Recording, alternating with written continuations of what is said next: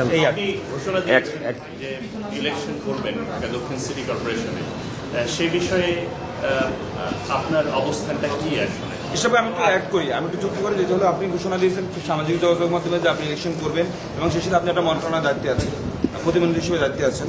এখন নির্বাচন যদি শীঘ্রই হয় সেক্ষেত্রে আসলে এই মন্ত্রণালয়ের কাজটা আপনার কতটা এগোতে পারবেন এবং আসলে এই ঘোষণাটা কেনই বা দিলেন?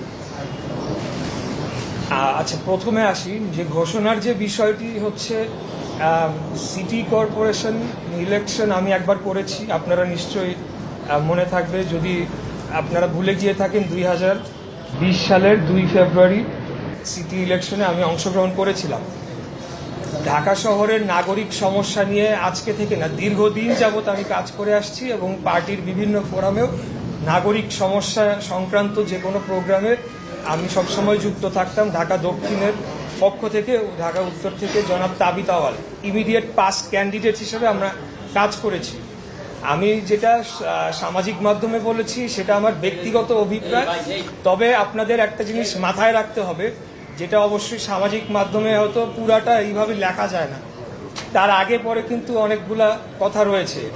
যদি দল আমাকে মনোনয়ন দেয় এবং যদি দল মনে করে যে আমি নির্বাচন করব এবং অন্য কেউ করবেন না, তাহলে পরেই আমি নির্বাচনে অংশগ্রহণ করতে পারি। কারণ আমি বাংলাদেশ জাতীয়তাবাদী দলের হয়ে সংসদ সদস্য নির্বাচন করে পার্লামেন্টে যাচ্ছি এবং আমার সৌভাগ্য যে আমি জনাব তারেক রহমানের, দেশনায়ক জনাব তারেক রহমানের ফার্স্ট ক্যাবিনেটে আমি স্থানও পেয়েছি। আর দ্বিতীয় যে বিষয়টি উত্থাপন করা হলো যে আসলে প্রত্যেক সংসদ সদস্য যারা আছেন বা যারা মন্ত্রীরা আছেন তারা তো সংসদ সদস্য হয়ে দেন একটা মিনিস্ট্রির দায়িত্ব ওনারা পালন করেন। তো সেই ক্ষেত্রে আমি মনে করি না যে এখনই কোনো ইলেকশনের তোড়জোড় শুরু হয়ে যাচ্ছে বা কোনো নির্বাচনী ক্যাম্পেইন, এটা পরবর্তীতে যেটা আমাদের মহাসচিব বলেছেন, স্থানীয় সরকার মন্ত্রী, যে পার্লামেন্টে ডিসাইড হবে এবং সবশেষে দলীয় মনোনয়ন কে পাবে এটা দল নির্ধারণ করবে। এগুলো অনেক প্রক্রিয়া বাকি রয়েছে। এর পাশাপাশি একটা বিষয় আজকে একটু না বললেই না, আমরা দেখেছি যে লাস্ট যে সংসদ নির্বাচনটি হলো সেখানে আমাদের প্রতিদ্বন্দ্বী একটি রাজনৈতিক দল অস্বাভাবিক হারে তারা ভোট পেয়েছে, মানে এটা কল্পনার বাইরে। আমি আমার আসনের কথাই বলতে চাই।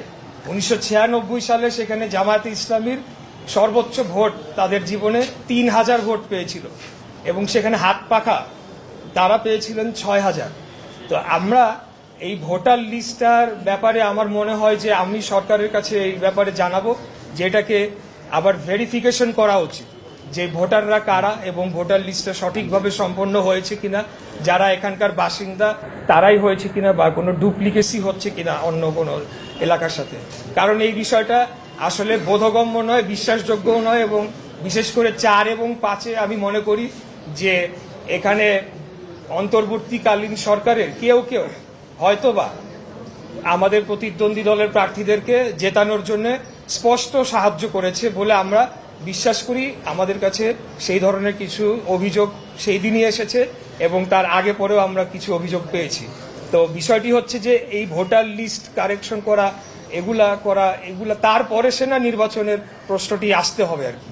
তাছাড়া তো একটা ফেয়ার নির্বাচন আমরা কিভাবে আশা করতে পারি, এটি আমি